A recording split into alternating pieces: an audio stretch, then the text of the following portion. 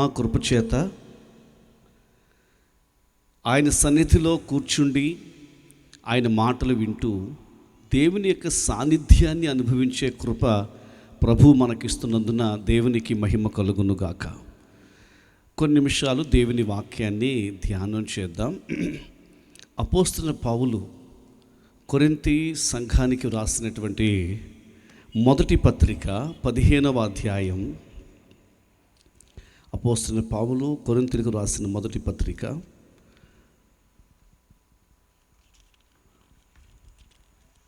15వ అధ్యాయంలో ఒక ప్రాముఖ్యమైన మాటను తెలియచేస్తున్నాడు.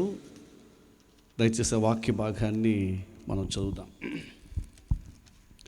క్షమించండి, 10వ అధ్యాయం 13వ వచనం మీ కొరకు చదువుతున్నాను. సాధారణముగా మనుషులకు కలుగు శోధన తప్ప మరి ఏదియూ మీకు సంభవింపలేదు. దేవుడు నమ్మదగినవాడు, మీరు సహింపగలిగినంతకంటే ఎక్కువగా ఆయన మిమ్మును శోధింపబడనీయడు. అంతేకాదు, సహింపగలుగుటకు ఆయన శోధనతో కూడా తప్పించుకొను మార్గమును కలుగజేయును. చదువుబడిన వాక్యమును ప్రభువు మన వినికిడిలో దీవించునుగాక. అపోస్తలుడైన పౌలు సంఘానికి ఈ మొదటి లేఖ వ్రాస్తూ సాధారణంగా మనుషులకు కలిగే శోధన తప్ప మరి ఏదియూ మీకు సంభవింపలేదు. పిల్లరా, ఈ యొక్క సాయంకాలం కూర్చుని మన జీవితాల్లో ఎన్నో సమస్యల గుండా, ఇబ్బందికర పరిస్థితుల గుండా వెళుతూ ఉంటే నాకే ఎందుకు ఈ శోధన, నాకే ఎందుకు ఈ పరీక్ష, నాకే ఎందుకు ఈ వ్యాధి, అయ్యా నాకేనండి ఎందుకు ఈ కష్టాలు, వై టు మీ, నాకెందుకు ఈ రోగం వచ్చిందో, నాకెందుకు ఇంత కష్టం పాలయ్యానో, నా కుటుంబంలోనే ఎందుకు ఇలాంటి ఇబ్బందులో అని నలిగిపోతున్న పరిస్థితులు మన జీవితాల్లో ఈ రాత్రి కూర్చున్న వారిలో కొంతమంది వారు వెళ్ళుచున్న పరిస్థితుల విషయంలో నలిగిపోతున్నట్టున్నారు. దేవుని వాక్యం చెప్తుంది, సిస్టర్, నీకు వచ్చే శోధన విషయం ఆలోచన చేస్తే సాధారణంగా మనుషులకు వచ్చే కష్టాలే వస్తున్నాయి. ఎవరికి రానిది లేకపోతే ఎక్కడా లేనిది కాదు. నీవు ఎదుర్కొంటున్న సమస్య సాధారణంగా మనుషులకు కలిగే శోధనలే. అంతేకాకుండా మరొక మాట చెప్పాలి, పరిశుద్ధాత్మ దేవుడు చెబుతున్న మాట ఈ రాత్రి, నీకొచ్చే ఈ కష్టం నీకే ఎందుకు అనుకునేదానికంటే ప్రభు నిన్ను ఎలా చూస్తున్నాడంటే నీవైతేనే ఈ కష్టాన్ని భరించగలవు గనుక. ఎంతమందికి అర్థమవుతుందండి? నీవైతేనే ఈ సమస్యలో ధైర్యంగా ఉండగలవు గనుక. అందుచేత నీవెందుకు పిరికివాడివి అయిపోతున్నావు, నీవెందుకు పిరికిదానివి అయిపోతున్నావు, నీవు భరించగలవని దేవుడు నీకు ఈ సమస్యను అనుమతించాడు. సహింపగలిగినంతకంటే ఎక్కువైన శోధన ఏది నీకు కలగడం లేదు, నాకు కలగడం లేదు. మనకు చాలా సమస్యలండి. మనం అనుకుంటాం, అయ్యా వారి లైఫ్ చాలా హ్యాపీగా ఉందండి, కానీ నాకే ఎందుకు? వాక్యాన్ని నేను నమ్ముతున్నాను, నీకే ఎందుకంటే నీవైతేనే అది భరించగలవు కనుక, నీవైతేనే తట్టుకుని ధైర్యంగా ఉండగలవని పరలోకపు దేవుడు నీ మీద నమ్మకం పెట్టుకుని ఉన్నాడు. ఆమేన్. ఇక మూడవ మాట, దేవుడు నమ్మదగినవాడు. దయచేసి ఈ మాట ఎంత స్వరమెత్తి చెప్పగలమా అంత స్వరమెత్తి మాట చెప్పగలమా? దేవుడు నమ్మదగినవాడు. ఏది? ఎప్పుడు? శోధనలో కూడా, సమస్యల్లో కూడా, ఇబ్బందుల్లో కూడా దేవుడు నమ్మదగినవాడు. ఎందుకు నమ్మదగినవాడు అంటే, మొదటిది, అందరికి వచ్చేలాంటి సమస్యలే ఈ సమస్య, నీవు ఎదుర్కొన్న సమస్య. రెండవది, నీవు సహింపగలంతకంటే అన్బేరబుల్ అయితే కాదు, నీవు భరించగలవు. మూడవది, ఒక అద్భుతమైన మాట పరిశుద్ధాత్ముడు రాయిస్తాడు, మీరు అంతేకాదు సహింపగలుగుటకు ఆయన శోధనతో కూడా తప్పించుకుని మార్గమును కలుగచేయను. ఎవరి కొరకో నాకు తెలియదు. ఈ రాత్రి ఈ వచనాన్ని పరిశుద్ధాత్మ దేవుడు ఇక్కడ జ్ఞాపకం చేయడానికి ఆయన కృప మనకు వాక్యం ద్వారా జ్ఞాపకం చేస్తున్నాడు. నువ్వు ఎదుర్కొంటున్న సమస్యలు ఆయనకు తెలుసు. ఆయన వాటిని నీకు ఎందుకు అనుమతించారంటే నువ్వు భరించగలవు. మూడవది, నీకు వచ్చే ఈ కష్టంతో పాటు ఆ కష్టం నుంచి తప్పించుకునే మార్గాన్ని కూడా యేసయ్య ముందే నీకు కలుగు చేశాడు. అసలు చెప్పాలంటే సమస్య నుంచి బయటకు రావడానికి నీకు పరిష్కారాన్ని ఏర్పాటు చేసి అప్పుడు దేవుడు నీకు ఈ సమస్యను అనుమతించాడు. అందరికీ తెలిసినదే. ఒకటి రెండు మాటలు ఆలోచన చేస్తే, సమూయేలు మొదటి పుస్తకం 17వ అధ్యాయంలో దేవుని ప్రజలను ఒక వ్యక్తి భయపెడుతున్నాడండి. 17వ అధ్యాయంలో 9వ వాక్యంలో మనం చూస్తే 11వ వాక్యంలో ఒక వ్యక్తి ఒక ఫిలిష్తీయుని మాటలు విన్నప్పుడు ఇంచుమించుగా కొన్ని లక్షల మంది ప్రజలు ఉన్నటువంటి ఇజ్రాయేలు దేశంలో ఆ ప్రజలు వారి రాజుగారు బహు బీతిల్లిరి అనే మాట ఉంటుంది కదా, బహు బీతిల్లిరి. దే వర్ మచ్ స్కేర్డ్, చాలా భయపడిపోయారు. ఒక వ్యక్తి మాటకు వారు భయపడిపోయారు. అతని కేకలకు భయపడిపోతున్నారు. ఎందుచేతంటే ప్రతిరోజు ఉదయం వచ్చి ప్రతిరోజు సాయంకాలం వచ్చి వాడు కేకలేస్తున్నాడు, రే మీలో ఎవరైనా ఉన్నారా నన్ను జయించడానికి? మీలో ఎవరైనా నా మీదకు యుద్ధానికి రాగలరా అని కేకలేస్తున్నాడు. ఉదయం లేచి గుడ్ మార్నింగ్ అని చెప్పుకుందామనే లోపల వాడి కేకలు వినపడుతున్నాయి. సాయంకాలం గుడ్ నైట్ అని చెప్పుకునే లోపల వాడి కేకలు వినపడుతున్నాయి. ఒక వ్యక్తి మాట యావత్ దేశాన్ని భయపెట్టేసిందంట. 17వ ఉంది కదమ్మా, 17వ అధ్యాయంలో మీరు ఆ మాట చూస్తారు. బహు బీతిల్లిరి. అతని పేరు గొలియాతు. గొలియాత్ అనే ఒక వ్యక్తి వీళ్ళను భయపెట్టాడు. అందరికీ తెలిసిన విషయమే, సండే స్కూల్ కథ నేను చెప్తున్నాను. అసలు ఆ వ్యక్తి భయపెట్టింది ఎవరినో తెలుసండి? వారి దేవుడు వారి కొరకు పగటి వేళ మేఘస్తంభం, రాత్రి వేళ అగ్నిస్తంభం వంటి ఆ అగ్నిస్తంభంలో నడిపించి 40 సంవత్సరాలు వారి వస్త్రాలు పాతగెలకుండా, వారి చెప్పులు అరిగిపోకుండా కాపాడాడు వారి దేవుడు వారిని. దేవుని ద్వారా అంత అద్భుతాలు పొందిన ఈ ప్రజలు ఒక వ్యక్తి మాటకు భయపడిపోతున్నారు. వారికి ఆకలేసినప్పుడు పరలోకం నుంచి మన్నాను పంపించాడు దేవుడు వారికి. కానీ ఇప్పుడు ఆ ఒక్క వ్యక్తి మాటకు వీళ్ళు భయపడిపోతున్నారు. ఒక్కరోజు కాదు, 2 రోజులు కాదు, 40 సంవత్సరాలు కొన్ని లక్షల మంది పరలోకపు మన్నా భుజించారు. దాహం వేసినప్పుడు బండ నుంచి నీళ్ళు ఇచ్చాడు దేవుడు వారికి. శత్రువులు వారి మార్గంలో ఎదురొచ్చినప్పుడు 18x9 అండి, అంత పెద్ద మంచం మీద పడుకోవాలి ఒక ఆయన. అతని పేరు బాషాను రాజు అయిన ఓగు. అది ఇనప మంచం, 18x9, అంత భారీ దేహం. అలాంటి వాడినే దేవుడు వీరి కొరకు జయించాడు. వాడు ఓడిపోయాడు, చనిపోయాడు. ఇలాంటి అద్భుతాలు పొందిన దేవుని ప్రజలు ఒక వ్యక్తి మాటకు బీతిల్లిరి అనే మాట ఉంది. మరలా నేను జ్ఞాపకం చేస్తున్నాను. ఈ రాత్రి సిస్టర్ గారు, బ్రదర్, నీ లైఫ్లో ఎన్నో అద్భుతాలు ఇంతకుముందు అనుభవించావు. నువ్వు అసలు దేవుని కార్యాలు నీవెన్నో చూసావు. కానీ ఎందుకో ఒక వారం నుంచి, ఎందుకో ఒక నెల నుంచి, లేక ఇటీవల కాలంలో ఒక వ్యక్తి మాటకు నువ్వు భయపడిపోతున్నావు. బహుశా కొంతమంది ఒక ఫోన్ వస్తే చాలు భయపడుతున్నట్టున్నారు, లేకపోతే ఒక సమస్య కోసం భయపడుతున్నట్టున్నారు. ఏదో ఒక విషయం నిన్ను కృంగతీసేస్తుంది, నిద్ర లేకుండా చేసేస్తుంది. కానీ నీవు ఇలాంటి సమస్య, ఇది నీకు కొత్త కాదు, ఇది పెద్దది కాదు. దీనికంటే పెద్ద సమస్యలు ఎదుర్కొన్న నీవు గొల్యాతు సమస్యను గురించి భయపడుతున్నావు. వాస్తవానికి చెప్పాలంటే గొల్యాత్ అనే సమస్య పెద్దదే, కానీ ఇంతకు ముందు ఇంతకంటే పెద్ద సమస్యలు వచ్చాయి వీళ్లకు. బాషాను రాజైన ఓగు, అమ్మోరు రాజైన Sihon, such a huge big problems నుంచి దేవుడు వారిని విడిపించాడు. కానీ ఇప్పుడు ఒక వ్యక్తి మాటకు భయపడుతున్నారు. ఈ రాత్రి ఒక మాట మీరు నాకు హెల్ప్ చేయొచ్చు. ఆ ఒక్క వ్యక్తిని, గొల్యాతును ఓడించింది, జయించింది ఎవరండి? అందరూ చెప్పగలరు. దావీదు. ఎవరైతే వీళ్ళందరినీ భయపెడుతున్నారో వాడిని గొల్యాతు చంపేశాడు. దావీదు చంపేశాడు ఆ గొల్యాతును ఒక్క వడిసెల రాయితో దావీదు ముందుకొచ్చి గొల్యాతును చంపేస్తాడు. ఇప్పుడు మనం ఆలోచించాల్సింది ఏంటంటే, గొల్యాతు అనేది వాళ్ళకి పెద్ద సమస్యగా ఉంది, పెద్ద శోధనగా ఉంది. తట్టుకోలేకపోతున్నారు, నిద్ర పట్టట్లేదు, ఏ పని చేయబుద్ధి అవ్వట్లేదు, భయపడిపోతున్నారు, దాక్కున్నారు. రాజుగారు కూడా భయపడిపోయారు. అలాంటి గొల్యాతును చంపిన దావీదు ఉన్నాడు చూసారు.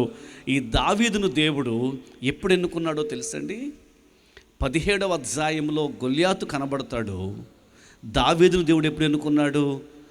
16వ అధ్యాయంలో దేవుడు దావీదుని ఎన్నుకున్నాడు. దావీదును దేవుడు 16వ అధ్యాయంలో ఎన్నుకున్నాడు. సమస్య ఏమో 17వ అధ్యాయంలో ఉంది. ఆ సమస్యను జయించిన పరిష్కారమేమో 16వ అధ్యాయంలో ఉంది. కొంచెం హెల్ప్ చేస్తారా తల్లి? 17 ముందు వస్తుందా, 16 ముందు వస్తుందండి? మరలా చెప్పాలి, 17 ముందు వస్తుందా, 16 ముందు వస్తుందా? 16లోనేమో పరిష్కారం ఉందండి, 17లోనేమో సమస్య ఉందండి. అంటే సమస్య ముందు వచ్చిందా, పరిష్కారం ముందు వచ్చిందా? అంటే ఈ రాత్రి వాక్యాన్ని బట్టి నేను చెప్పగలుగుతున్న మాట ఏంటంటే, నీకు ఇప్పుడు ఎన్ని సమస్యలు ఉన్నాయో ఈ సమస్యల ముందే పరిష్కారాన్ని దేవుడు ముందే ఏర్పాటు చేశాడు. మరొక ఉదాహరణ చెప్తాను. యోనా అనే దైవజనుడు, ప్రవక్త, దేవుడు ఆయనను నినివే వెళ్ళి దేవుని మాట చెప్పమని చెప్పాడు. ఆ ప్రజల మీదకు వస్తున్న తీర్పును ప్రకటించమని చెప్పాడు. దైవజనుడు అయినటువంటి యోనా ఎందుకో ఆ షిప్ యార్డ్కి వెళ్ళి ఆయన నినివే వెళ్లకుండా తర్షీషు వాడకి వెళ్ళాడు. ఒక మాట చెప్పమంటారా? దేవునికి విధేయులవుదాము అనే దానికంటే తప్పు చేయడానికి, మాట వినకుండా ఉండడానికి, అలా అలా అలా మాట వినకుండా దారి తప్పేసి పక్కెళ్ళిపోదాం అనుకునే దానికి అవకాశాలు ఎక్కువ ఉంటాయండి. ఆ వాడల రేవుకి వెళ్ళేటప్పటికి డైరెక్ట్ వెళ్ళగానే ఆయనకి తర్షీషు వాడ రెడీగా ఉన్నట్టుంది. అందరూ సార్ దేవునికి స్తోత్రం చెప్తారండి. కొంచెం నాతో పాటు ఆలోచిస్తారంటే, మనం కొన్నిసార్లు అంటే తప్పించుకుందాం అనుకున్న దానికి అవకాశాలు ఎక్కువ ఉంటాయండి. ఆయన అక్కడికి వెళ్ళగానే టికెట్ దేనికి రెడీగా ఉందంటే తర్షీషు వాడకు రెడీగా ఉంది, వెళ్ళగానే వాడెక్కేశాడు. అందుకే పరిశుద్ధంగా ఉందాము అన్న దానికంటే పాపం చేయడానికి, లోకంలో జీవించడానికి, ఇష్టానుసారంగా దేవునికి విరోధమైన జీవితాన్ని జీవించడానికి అవకాశాలు ఎక్కువ, పాపాలు చేయడానికి అవకాశాలు ఎక్కువ. అక్కడే మనకు జాగ్రత్తగా నిగ్రహ శక్తి కావాలి. ఆయన వెంటనే అవకాశం దొరికింది, ఎక్కేశాడు. ఆ వాడ ఎక్కిన తర్వాత తర్షీషు వెళ్ళుచున్న వాడలో వందలాది మంది ప్రయాణం చేస్తుండగా ఒక పెద్ద తుఫాను వచ్చిందంట. ఆ తుఫాను రాగా వాళ్ళు మొదటిగా తమ దేవుళ్ళకు ప్రార్థించారు, తర్వాత చీట్లు వేశారు. ఆ చీటి ఎవరి పేరు మీద పడింది? యోనా పేరు మీద పడింది. వారందరూ ఇక ఆయనే స్వచ్ఛందంగా చెప్పిన, నన్ను సముద్రంలో పడేయండి, నన్ను బట్టే ఈ కీడు వచ్చింది, భూమికి ఆకాశమునకు సృష్టికర్తన దేవాది దేవుడు ఆయన మాట వినకుండా ఇలా నడుస్తున్నాను కాబట్టి, ఇలా ప్రయాణం చేస్తున్నాను కాబట్టి ఈ కీడు వచ్చింది, నన్ను బట్టి నన్ను throw me inside the sea, సముద్రంలో పడేయండి అని చెప్పగానే ఇక వాళ్ళు యోనా క్రింద పడేస్తున్నారు. అందరికి తెలిసిన విషయమే. యోనా క్రింద వేయగానే చనిపోయాడండి యోనా. ఏమయ్యండి? అందరూ మాట్లాడుకుందామండి వాక్యం. ఏమైందండి? చేప మింగింది. ఇప్పుడు మన ప్రశ్న ఏంటంటే, యోనా సముద్రంలో పడ్డాక నన్ను ఏదైనా చేప మింగితే బాగుండు, ఏదైనా చేప మింగితే బాగుండు అని చేప కోసం ఈయన ఈత కొట్టుకుంటూ వెళ్ళాడా, లేక ఈయన పడేటప్పటికే చేప నోరు తెరిచి రెడీగా ఉందంటారా? అందరూ చెప్పాలండి.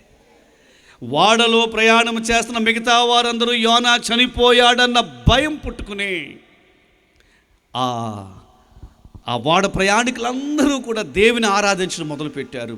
భయపడిపోయి, అందరికీ తెలుసు యోనా చనిపోతాడు, ఇక చనిపోయినట్టే సముద్రంలో, అంత తీవ్రమైన తుఫాన్లో ఉన్న సముద్రంలో. కానీ జరుగుతున్న విషయం ఏంటంటే, ఆ పరిస్థితుల్లో యోనాను కాపాడడానికి దేవుడు ఒక చేపను పంపాడు. కానీ మనం ఆలోచించాల్సింది, క్రింద పడిన తర్వాత వెదికి చేప కడుపులోకి వెళ్ళలేదట. ఆయన పడగానే చేప ఒకటి రెడీగా ఉందటండి. అందరూ చేతుల దేవునికి స్తోత్రం చేద్దాం. హల్లెలూయా, హల్లెలూయా. అంటే ఇప్పుడు యోనా గారికి మరణమునకు ముందే దేవుడు ఏం ఏర్పాటు చేశాడు? ఆ మరణం నుంచి తప్పించడానికి ఒక చేపను, లేక నోరు తెరచి ఉన్న ఒక పెద్ద మత్స్యమును దేవుడు ఏర్పాటు చేశాడు. ఏర్పాటు చేసి ఆయన ద్వారా ఎంతమంది రక్షించబడాలని దేవుని ప్రణాళిక ఉందో ఆ రీతిగా 120,000 మంది ఆయన ఒక్క ప్రసంగానికి ఉపవాసం ఉండి మోకరించి దేశమంతా కూడా ప్రార్థన చేసి పశ్చాత్తాపపడి దేవుని ఉగ్రత నుండి తప్పించబడ్డానికి, దేవునికి స్తోత్రం, ఒక్క యోనా ప్రసంగం, ఆ యోనా ద్వారా 120,000 మంది రక్షించబడ్డానికి దేవుడు కృప చూపాడు. మనం చెప్పాల్సిన మాట ఏంటి? ఇప్పుడు ఆలోచించాల్సింది, యోనా గారికి మరణమునకు ముందే పరిష్కారాన్ని దేవుడు ముందు ఏర్పాటు చేశాడు. ఆమేన్. మూడో మాట చెప్పి ముగిస్తాను. మొదటిది, గొల్యాత్ అనే సమస్య కంటే ముందే ఎవరండి? దావీదు అనే పరిష్కారం దేవుడు ఏర్పాటు చేశాడు. చేప సముద్రంలో పడకముందే ఆయన్ను రెడీగా కాపాడడానికి చేప నోరు తెరిచింది. ఈరోజు మరి అదే దేవుడు నిన్న నేడు నిరంతరము ఏకరీతిగా మన కొరకు కార్యాలు చేసే దేవుడు. తండ్రి గారు, బ్రదర్, నీ జీవితంలో నువ్వు ఎదుర్కొంటున్న సమస్యలకు నలిగిపోతున్నావు, కానీ నీ సమస్య కోసం పరిష్కారాన్ని దేవుడు ముందే రెడీ చేసి ఉంచాడు. ఆమేన్. మనకు తెలుసండి, తాళం కప్ప కొన్నామనుకోండి, తాళం కప్ప కొన్న తర్వాత వీఆర్ లాకింగ్. ఆ లాక్ కొన్న వెంటనే లాక్ వేసి అయ్యో దీని తాళం చెవి లేదేంటా అని మళ్ళీ షాప్కి వెళ్ళి ఈ తాళం కప్ప కోసం తాళం చెవి కొంటామా, లేక ఈ తాళం కప్ప కొన్నప్పుడే దానికి ఓపెన్ చేయడానికి తాళం చెవి రెడీగా ఉంటుందంటారా? ఆమేన్, ఆమేన్. అంటే వెన్ ఇట్ ఈస్ లాక్డ్, ఆ లాక్ ఉండగానే మ్యానుఫ్యాక్చర్ చేసేవాళ్ళు ఏం చేస్తున్నారంటే దాన్ని ఓపెన్ చేయడానికి కీ ఒకటి వారు ఏర్పాటు చేస్తారు. నమ్మదగిన దేవుడు, నువ్వు నమ్మితే నీకు ఎన్ని శోధనలు ఉన్నాయో ఈ శోధనతో పాటు తప్పించుకునే మార్గాన్ని దేవుడు ముందే ఏర్పాటు చేసి ఉంచాడు. హల్లెలూయా. బైబిల్ గ్రంథంలో దైవాన్వేషకుడు, సత్యాన్వేషకుడు అయినటువంటి అబ్రహాం ఉన్నాడు. ఆయనకు 75 సంవత్సరాలు వచ్చాక దేవుడు ప్రత్యక్షమయ్యాడు. దేవుడు ప్రత్యక్షం కాగానే, దేవుడు మాట్లాడగానే ఆయన దేవాది దేవుని వెంబడించడం మొదలుపెట్టాడు. సృష్టికర్తన దేవుని వెంబడిస్తున్నాడు. తన 75వ ఏట దేవుని వెంబడించాడు. ఆయన భార్య, ఆయనతో ఉన్నటువంటి వారి యొక్క కుటుంబం, లేక విస్తారమైన ఆస్తి ఉంది. చాలా పెద్ద జమీందారు ఆయన ఎంత పెద్ద జమీందారు అంటే ఆయన యొక్క ఆస్తిని ఆ కాలమందున్న భూమి భరించలేనంత, అంటే earth could not beer it, అంత విస్తారమైన ఆస్తిపరుడు. ఆయన ముందు రాజులు క్యూ కట్టేవారు. అలాంటి గొప్ప వ్యక్తి అయినటువంటి అబ్రహాం జీవితంలో దేవుడు ఆయనకి వాగ్దానం చేసి 100వ ఏట దేవుడు ఆయనకి కుమారుణ్ణి ఇచ్చాడు. 25 సంవత్సరాలు దేవునితో విశ్వాసయాత్ర నడిచాక దేవుడు కుమారుణ్ణి ఇచ్చాడు. ఆ కుమారుడు పెరిగి పెద్దవాడయ్యాక అబ్రహాముతో దేవుడు అన్నాడు, అబ్రహామా, నీకు ఒక్కడయ్యున్న నీ కుమారుణ్ణి, నీ ఏకైక కుమారుణ్ణి నీవు నాకు దహన బలి ఇవ్వాలి అన్నాడు. అబ్రహాముకి మాట్లాడకుండా దేవుడు ఏం చెప్తే అదే, అలాగే ప్రభువా అని చెప్పి వృద్ధాప్యంలో ఇంచుమించు 130 ఇయర్స్ ఉన్నటువంటి అబ్రహాం గారు ఎదిగినటువంటి తనకు తన భవిష్యత్తు, తన యొక్క ఆశాకిరణం, తన యొక్క భవిష్యత్తు, తన రక్తం, తన వారసత్వమైన తన కుమారుణ్ణి దేవునికి దహన బలి ఇవ్వడానికి మొరియా పర్వతానికి వెళ్తాడు. మొరియా పర్వతానికి వెళ్ళగానే మొరియా పర్వతం మీద బలిపీఠం కడతాడు.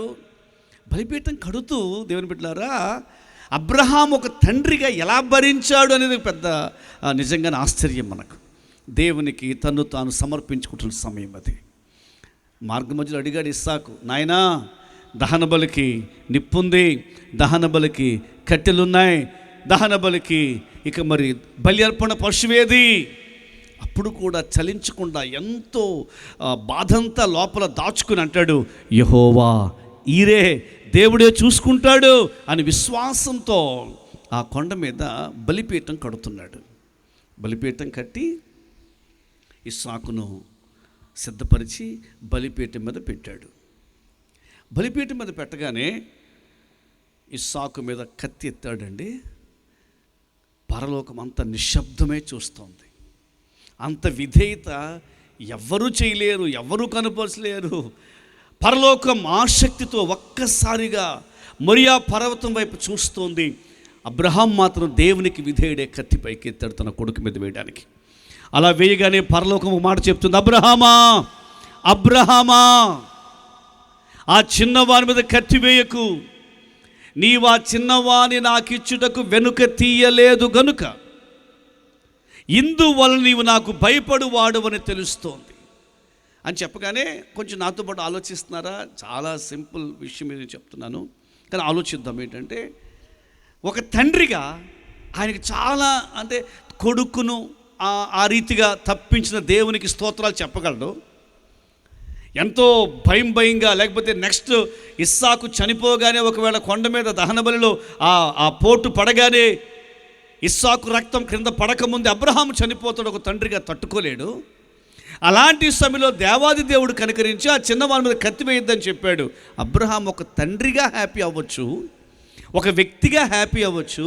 కానీ ఒకటండి, ఒక దైవాన్వేషకునిగా, ఒక భక్తునిగా, దేవుని శాస్త్రము తెలిసిన వానిగా అబ్రహాముకు ఒక విషయం తెలుసు. అదేంటంటే బలి అర్పణ ప్రారంభించి మధ్యలోకి వచ్చాక అది పూర్తి చేయకుండా వెనక్కి రాకూడదు. ఇప్పుడు అబ్రహాముకు దేవుని శాస్త్రం బాగా ఎరిగినవాడు. కొడుకును దక్కించుకుంటున్న సంతోషము ఉన్నా, మరి అక్కడ బలిపీఠం కట్టేశాక, బలిపీఠం కట్టిన తరువాత అక్కడ ఏ అర్పణ అర్పించకుండా క్రిందకు వచ్చేసాడే అనుకోండి, అబ్రహాము తన జీవితం అంతా శాపగ్రస్తమైపోతుంది. ఈ శాస్త్రం బాగా తెలిసిన అబ్రహాం బహుశా ఏం అర్థం కాక సతమతం అవుతుంటే, అందరూ ఒకసారి దేవునికి స్తోత్రం చెప్తామా. పరలోకపు దేవుడు ఒకటి చెప్పాడు, అబ్రహామా ఆ చిన్నవారి మీద కత్తి వేయకు, నీవు కన్నులు పైకెత్తి చూడు, ఆ పొదలో ఒక పొట్టేలు కనబడుతోంది. చెప్పలు కూడా ఒకసారి దేవునికి స్తోత్రం చేద్దాం. కన్నులు పైకెత్తి చూడు, ఆ పొదలో ఒక గొర్రె పిల్ల కనబడుతోంది. వెంటనే అబ్రహాం ఒక సత్యాన్వేషకునిగా ఈ బలి అర్పణ మధ్యలో ఆప్ చేయట్లేదు. అర్పణ అర్పించడానికి ఒక బలి పశువు అక్కడ కనబడుతుందని పరిగెత్తుకుని వెళ్ళి దాన్ని తీసుకుని వచ్చి దహన బలి చేశాడు. దేవునికి మహిమ కలుగునుగాక. ఇప్పుడు మీరు నాకు జవాబు చెప్పాల్సిన ఒక మాట, అబ్రహాముతో దేవుడు ఆ చిన్నోడి మీద కత్తేయకు అని చెప్పాక, మరి అలాగైతే అబ్రహాం మైండ్లో మరి ఏదోటి అర్పణ పూర్తి చేయాలి కదండి, నేను మధ్యలో ఆప్ చేయకూడదు అని చెప్పేసి ఎక్కడ గొర్రెపిల్ల ఉందని క్రిందకి వెళ్ళి పరిగెత్తుకెళ్ళి గొర్రెపిల్లని తెచ్చుకున్నాడా, లేకపోతే మోకాళ్ళు వేసి ప్రార్థన చేసి ప్రభు ఇదంతా బాగానే ఉంది, సంతోషంగానే ఉంది, కానీ ఇస్సాకును తిరిగిస్తున్నందుకు మరి దహన బలి పశువు ముందు తెచ్చుకుందును కదా నాయన అని ప్రార్థన చేశాడా, లేక వీరు కొండ మీదకి వెళ్ళక ముందే ఆ దహన బలి కొరకు దేవుడు చెప్పిన పశువు రెడీగా ఉందంటారండి? అందరూ చెప్పాలండి, కొంచెం గట్టిగా చెప్పాలండి. అక్కడ రెడీగా ఉందంటే ఆ బలి అర్పణ వీరు చేయక ముందే దేవుడు, వీరు కొండ మీదకి వెళ్ళక ముందే దేవుడు అక్కడ ఒక గొర్రె పిల్లను ఏర్పాటు చేశాడు. అందరూ ఒకసారి యేసుకు ఒక మంచి స్తోత్రం చేద్దాం. హల్లెలూయా, హల్లెలూయా, హల్లెలూయా. ఈ రాత్రి దేవుని బిడ్డలారా, ప్రతి ఒక్కరిని ఒక మాట చెప్పగలను. ఎందుకండి ఈ సభలు? ఎవరికైనా నిద్రాభంగం కలగడానికి కాదు, ఏమైనా డబ్బులు ఎక్కువయ్యాయా కాదు. ఎంత మంచి ఏర్పాట్లండి. అసలు చెప్పాలంటే మహానగరాల్లో పెట్టి ఒక భారీ సభ లాంటి సభ దైవజనులు ఈ సభలు ఈ ప్రాంతం కొరకు ఏర్పాటు చేయడం ఈ ప్రాంతానికి ఎంతో ఆశీర్వాదకరం, ఈ ప్రాంతానికి ఎంతో క్షేమం. ఎందుకు ఈ సభలు పెడుతున్నారు? ఒక్క విషయం చెప్పడానికి. ఏంటా విషయం అంటే, అబ్రహాము లాగానే ఈ పరిసర ప్రాంతీయ ప్రజలకు దేవుడంటే ఇష్టం, దేవుడంటే భక్తి, దైవాన్వేషణ ఉంది, సత్యాన్వేషణ ఉంది. అందుచేతనే ఆ దేవుని యొద్దకు చేరడానికి, మోక్షం చేరడానికి, పాప క్షమాపణ పొందడానికి ఏదో ఒక కార్యం చేయాలని ప్రయత్నిస్తుండగా ఈ రాత్రి ఒక శుభవార్త చెప్పడానికి ఈ మొదటి రాత్రి ప్రభు నాకు ఇచ్చిన అవకాశాన్ని బట్టి మీకు తెలియజేస్తుంది. ఏంటంటే, మనం ఏమీ చేయక్కర్లేదట బ్రదర్. మనం చేయాల్సిందల్లా కన్నులు పైకెత్తి చూడండి, అక్కడ నీ కొరకు వధించబడిన దేవుని గొర్రె పిల్ల ఉన్నది. చేతులెత్తి ఒకసారి ప్రభువును స్తుతిస్తూ 2000 సంవత్సరాల క్రితం ఆకాశానికి భూమికి మధ్యన ప్రపంచపు నడిబొడ్డున గొల్గోతా కొండ మీద నీ కొరకు నా కొరకు వధించబడిన, లోక పాపములను మోసుకొని పోవచ్చున్న దేవుని గొర్రె పిల్లైన ప్రభువైన యేసుక్రీస్తు శిలువ వైపు చూడగలిగితే చాలు. నీ కొరకు ఆయన నీ స్థానములో, నా స్థానములో, ఇస్సాకు స్థానంలో గొర్రె పిల్ల సిద్ధపరచబడినట్లుగా మన స్థానములో యేసు సిలువకు వెళ్ళారు. Just look unto the cross. సిలువ వైపు చూడు చాలు. అబ్రహాముతో దేవుడు అదే చెప్పాడు, అబ్రహామా నీకు భక్తి ఎక్కువ, నీకు సత్యాన్వేషణ ఉంది, నీకు దైవాన్వేషణ ఉంది, నీకు దేవుని మాట అంటే ఇష్టం, కానీ నీవు నీ కుమారుని అర్పించక్కర్లేదు. అందుకే దేవుడు మనందరితో చెప్తున్నాడు, మన పాప క్షమాపణ కొరకు మనం ఏ దహన బలి చేయక్కర్లేదు, కన్నులెత్తి చూస్తే చాలు, నీ కొరకు నా కొరకు వధించబడిన ప్రభువైన యేసు క్రీస్తును దేవుని గొర్రెపిల్ల. ఆ సత్యం చెప్పడానికే ఈ సభ, ఆ సువార్త చెప్పడానికే ఈ సభ. కూర్చున్న వారిలో ఇంకా ఎవరైనా ఆ సిలువ సత్యాన్ని తెలుసుకోకుండా ఉన్నట్లయితే మనం అనుకోవచ్చు, నేను చర్చికి వెళ్తున్నానండి, నేను కూడా చర్చ్ మెంబర్నే, నేను కూడా యేసయ్య నమ్మిన వారింట్లో పుట్టాను కాబట్టి నేను ఇక పర్వాలేదు అనుకుంటున్నామేమో. కాదు, నీవు ఎవరికి వారు వ్యక్తిగతంగా సిలువ వైపు చూడాలి. ఆమేన్, హల్లెలూయా. 3 విషయాలు మనం చెప్పుకున్నామండి. గొల్యాతు కంటే దేవుడు ముందే ఎవరిని ఏర్పాటు చేశారు? దావీదు. యోనా క్రింద పడకముందే చేపను ఏర్పాటు చేశారు. వీళ్ళిద్దరూ కొండ మీదకి వెళ్ళకముందే, బలి అర్పించకముందే దేవుడు దహన బలిగా ఒక గొర్రె పిల్లని ఏర్పాటు చేశారు. నువ్వు నమ్ముతావా? ఈ రాత్రి నీకు ఎన్ని సమస్యలు ఉన్నాయో ఆ సమస్యకు పరిష్కారాన్ని దేవుడు ముందే ఏర్పాటు చేశాడు. ఆ పరిష్కారం, ఆ పరిహారం ప్రభువైన యేసుక్రీస్తు. మన ప్రతి సమస్యకు ఆయనే పరిష్కారం. పౌలు గారి ద్వారా పరిశుద్ధాత్ముడు చెబుతున్న మాట, సహింపగలంతకంటే ఎక్కువ శోధన రాలేదు. అంతేకాదు దేవుడు నమ్మదగినవాడు. ఎంతగా అంటే శోధనతో పాటు తప్పించుకునే మార్గాన్ని కూడా దేవుడు ఏర్పాటు చేశాడు. సిస్టర్ గారు నమ్ముతున్నారా? బ్రదర్ నమ్ముతున్నారా? దైవజనులు నమ్ముతున్నారా? బహుశా నీవు ఎదుర్కొన్న సమస్య ఇదే, కానీ ఆ సమస్యకు ఆత్మహత్య పరిష్కారం కాదు. ఆ సమస్యకు దిగాలుగా ఉండడము పరిష్కారం కాదు. ఈ రాత్రి అంతా నిద్రపోకుండా ఉంటే రేపు ఉదయం ఏమీ కూడా ఆ సమస్య తగ్గిపోదు. నీ సమస్యలన్నీ తీర్చిన వాడు, పాపపు సమస్య పరిష్కరించిన వాడు, శాపపు సమస్య పరిష్కరించిన వాడు. బైబిల్లో ఒక మాట ఉందండి. సిలువ ధ్యాన దినాలుగా చాలామంది జరుపుకునే దినాల్లో యెషయా గ్రంథం 53 ఒక మాట ఉంటుంది. నిశ్చయముగా అతడు మన రోగములను, అందరూ చెప్దామంటే అన్నమాట, నిశ్చయంగా అతడు మన రోగములను భరించెను. అంటే ఇప్పుడు నీవు ఎదుర్కొంటున్న రోగం ఉంది కదా, నీవు ఎదుర్కొంటున్న సమస్య ఉంది కదా, ఆ వ్యాధి, అది కిడ్నీ ప్రాబ్లమా, అది హార్ట్ ప్రాబ్లమా, what ever the problem of the body, sickness, ఈ బలహీనత, నీ చేతి మీద ఉన్నటువంటి ఆ గాయమైనా, లేకపోతే నీ కాళ్ళలో ఉన్న ఇబ్బంది అయినా, నీ నడుములో ఉన్న ఇబ్బంది అయినా, ఒక మాట చెప్పాలి, యెషయా 53 ప్రకారం నీవిప్పుడు ఎక్కడ నొప్పి అనుభవిస్తున్నావో, ఎక్కడ నీవు బాధ అనుభవిస్తున్నావో, అదే బాధ, అదే పార్టులో కలువరి సిలువలో యేసు ప్రభువారు ఇప్పుడు నీవు అనుభవిస్తున్న రోగాన్ని ఆయన సిలువలో భరించాడు. ఇప్పుడు నీకు ఎంత పెయిన్ వస్తుందో అంతకంటే తీవ్రమైన పెయిన్ యేసయ్య, ఆ కిడ్నీ పెయిన్ కావచ్చు, లంగ్స్ పెయిన్ కావచ్చు, వాట్ ఎవర్ ద సిక్నెస్, ఆ రోగమును యేసయ్య భరించెను. ఆయన భరించాడు, ఆ పెయిన్, ఆయన బాధ అనుభవించాడు. ఇప్పుడు మనకు కావలసిందల్లా ఒక్కటే, సిలువలో యేసయ్య నీ కొరకు నా కొరకు భరించిన ఆ రోగ తీవ్రత, ఏ అవయవంలో నుంచి ఇప్పుడు నీకు సమస్య ఉందో ఆ అవయములో యేసుక్రీస్తు నాథుని యొక్క శరీరంలోంచి కారిన ఆ రక్తములో, హల్లెలూయా, ఆ సిలువ దారలో నీవు కడగబడితే, అది నీపై ప్రోక్షించబడితే ప్రతి పాపము నుంచి యేసయ్య విడిపిస్తాడు, ప్రతి రోగము నుంచి యేసయ్య విడిపిస్తాడు, ప్రతి శాపము నుంచి యేసయ్య విడిపిస్తాడు. హల్లెలూయా, హల్లెలూయా. ఈ రాత్రి నా మాటలు ముగిస్తున్నాను. దేవుడు నమ్మదగినవాడు. ఎంతమందికి అర్థమైందండి 3 మాటలు? ఒకసారి ప్రకృతితో చెప్పగలరా? ఇంక బాధపడకు, నీ సమస్యకు పరిష్కారం ఉంది. నువ్వు నమ్మితే చెప్పగలవా? ప్రకృతితో నీ సమస్యకి ఏముంది చెప్పలేము అందరూ. నీ సమస్యకి ఏముంది, అది కూడా ఎప్పుడుందో చెప్పండి. నీకు సమస్య ఒక మాట చెప్పనండి, సమస్యకు పరిష్కారం రెడీ చేసేసి దేవుడు ముందు రెడీ చేసేసి అప్పుడే సమస్య అనుమతించాడండి, అప్పుడే ఆ బలహీనత అనుమతించాడండి, అప్పుడే ఆ ఇబ్బంది అనుమతించాడండి. నీకు నీవుగా చింతించవద్దు. పేతురు ద్వారా పరిశుద్ధాత్ముడు చెప్తాడు, ఆయన మిమ్మును గూర్చి చింతించుచున్నాడు కనుక మీ చింత యావత్తు ఆయన మీద వేసాను. అందరూ కళ్ళు మూసుకుందాం, ప్రార్థన చేసుకుందాం. ప్రతి ఒక్కరు కళ్ళు మూసుకుందాం, ప్రార్థన చేసుకుందాం. ప్రభు మన ప్రతి సమస్యకు పరిష్కారాన్ని ఏర్పాటు చేశాడు. యేసే నా పరిహారి, ప్రియ యేసే నా పరిహారి, నా జీవిత కాలమంతా ప్రియ ప్రభువే నా పరిహారి, నా జీవిత కాలమంతా ప్రియ ప్రభువే నా పరిహారి.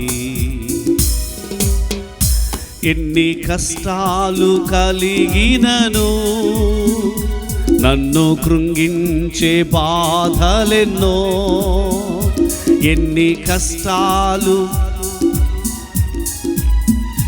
నన్ను కృంగించే బాధలెన్నో, ఎన్ని నష్టాలు వాటిల్లినా ప్రియ ప్రభువే నా